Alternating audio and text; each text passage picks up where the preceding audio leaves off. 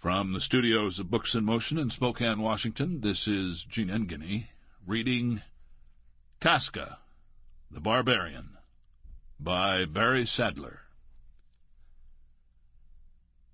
My name is Dr. Julius Goldman. For some years now I have been involved with the fate of a man known only to a few and believed by the majority of those to be no more than a myth from the distant past. Yes, a myth, like the hero of the epics of Gilgamesh or the Kukulkan of the Mayan legends, and even the story of the Wandering Jew. The man I know came to me with a wound that should have been fatal, but he did not die. From that first meeting, our lives have been intertwined.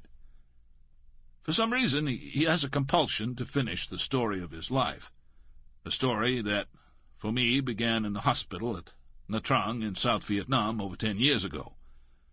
From time to time we have met, and each time a force comes over me, as it did in that hospital. I am drawn again into the past of the man I first knew as Sergeant Casey Romaine, a man who the rest of the world only knows dimly as the man who killed Jesus on Golgotha. He is the Roman legionnaire Casca Rufio Longinus. And as Casca has his compulsion to finish what he began with me, I have the same drive to put down his story. I know most won't believe me, but then that doesn't really matter. I know it's real, and even today, Casca lives to walk the earth until the second coming. Casca lives.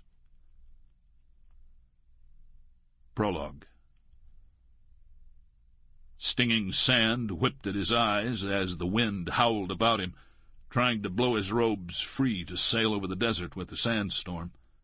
His horse whinnied and shied away from the wind, trying to turn around and put its rear to the cutting bits of grit. Casca finally agreed and took shelter on the leeward side of a dune. Tying his horse to a bush, he pulled his robe over his head and sat with his back to the wind. Feeling the sand slowly begin to pile up against him, he kept his head down and pulled his precious goatskin of water closer between his legs. There was nothing to do now but wait. His horse whinnied again.